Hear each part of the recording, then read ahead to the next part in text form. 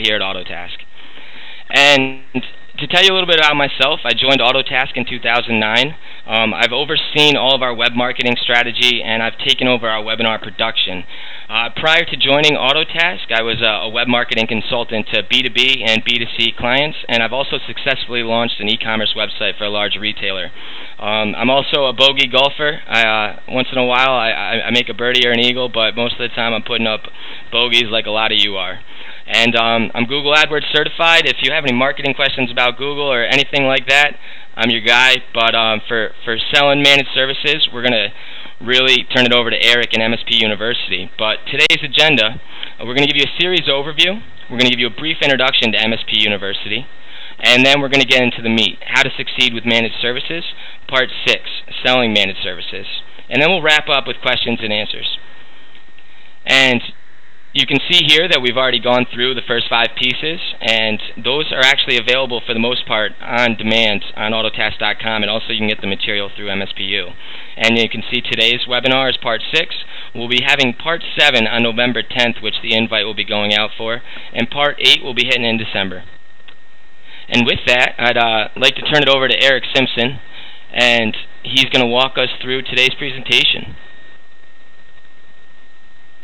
as soon as I am. For joining us on today's call. Thank you for Autotask for inviting MSP University back again to continue our webcast series.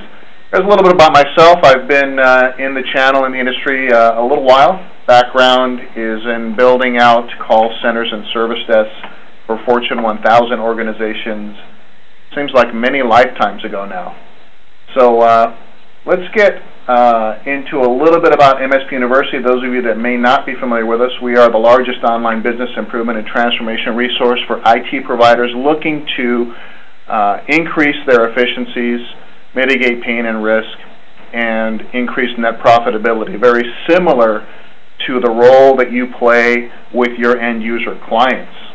So we've got literally thousands of webcasts, forums, tools, collateral, and resources on our site focusing on marketing, sales, service delivery, and operations, the 4 critical components of your IT service practice. We deliver training online, as I mentioned, through our training portal. We also deliver training live through our 3-day boot camps. Autotask is a platinum sponsor of MSP University boot camps ever since we started delivering boot camps a few years ago, and we appreciate the relationship. As a matter of fact, we'll be seeing Steve Knoll at our next boot camp, November, what did I say, Rich, 16th through the 18th in St. Louis. So we invite you all to participate and join us at the boot camp courtesy of Autotask. We also deliver direct embedded consulting engagements. Our team will come out on-site to your location and work with your operations, marketing, sales, and service delivery teams, again, to increase efficiencies, shorten sales cycles, improve your marketing processes, and help you determine your true cost of service delivery, pricing, and margins. All right, enough about us.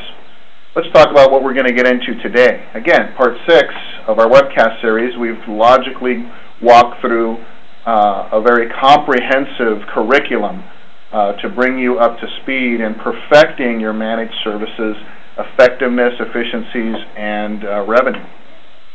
So today, the rubber meets the road with the sales professionals. So we're going to talk about selling managed services to new clients. We're going to get into the dynamics of a managed services sale. We're going to deconstruct that and look at it from a few different perspectives. I'm going to share with you a 3-appointment process that we developed as one of the first pure-play MSPs in Southern California between 2005 and the end of 2007. We were an MSP, just like many of you on the call are now. We successfully sold that practice to launch MSP University. So we're going to share with you a very effective methodology that we developed to sell a managed services agreement to a qualified prospect with 3 appointments. We're going to talk about conduct during these appointments. We're going to talk about the decision points that you need to consider when you're evaluating prospects to bring them on to your managed services program. And then I'm going to focus a little bit on how to sell on value and ROI. I'm going to refer you back to a couple of previous webcasts that are up on Autotask Academy. to really get into the components of those, but I'll touch on those during today's session. We're going to overcome some common objections, and then we're going to close our opportunity. All right? So a lot of slides, a lot of content to cover, and I'm going to apologize in advance for how busy some of these slides are. But again, the webcast is being recorded. It will be available up on Autotask Academy shortly, so you can review it at that point. All right, so the goal of our approach in selling managed services to new clients is illustrating to them. We're not, I don't like to use the word sell. We don't really sell anything. What we want to do is illustrate to our clients and prospects how we can help utilize technology to help them increase their efficiencies and profitability, productivity, mitigate pain and risk, all right, in an affordable, cost-effective manner.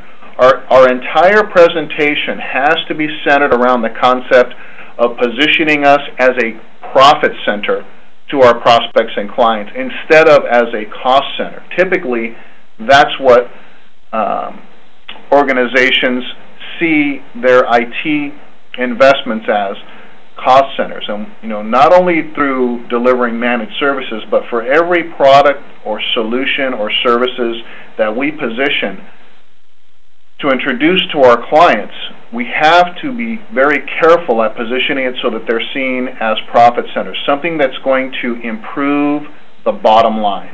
Okay?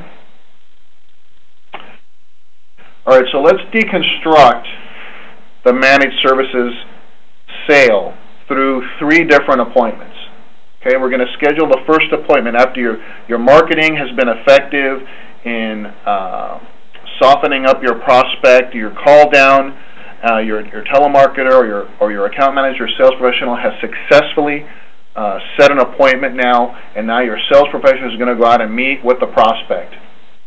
The first appointment, before the first appointment is very important. The first step in the sales process is preparation. Okay? So before the first appointment, I'm going to back up so we get rid of this build rapport piece. Before the first appointment, step 1 of the sales process, every sales process, is preparation. We have to understand who our prospect is.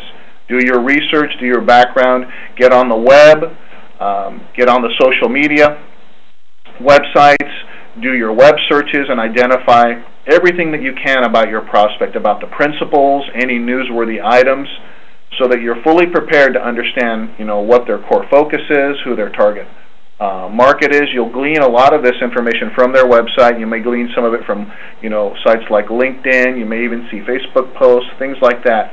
Get out there and see if there's any press releases. Prepare yourself for that appointment.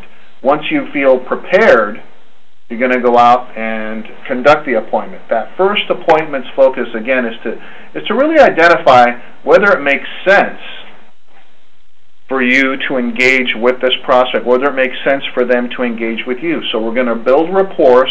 Step two of the sales process is the warm-up, right? So we're going to get to the client's location. We're going to build some rapport. We're going to do some warm-up. We're going to talk about nothing for the first 10 minutes. We're going to, identify when you're in that prospect's office, what type of an individual are they based upon how their office is furnished. Do they have a lot of pictures on the wall? Do they have trophies? Some folks that'll have sports memorabilia. If the prospect has, sports memorabilia, we have a partner that's a big Yankees fan. You walk into his office and boy, it is like a museum of Yankees memorabilia. So if you have clients like that, look for visual cues that will allow you to begin a conversation in a very non-threatening manner, asking them about, their sports memorabilia. If they've got photographs of their family on a sailboat, I'm going to be talking about sailing. I know nothing about sailing, so I'm going to ask a lot of questions and let them loosen up and inform me of that. So I'm going to find a point of common ground to do a little bit of a warm-up, to build some rapport, to ease the engagement so that the prospect will begin opening up. And then I'm going to conduct my business needs analysis. My business needs analysis is going to be completely focused on asking questions. So Those of you that are not familiar with the book Secrets of Question-Based Selling by Thomas Fries, I highly recommend you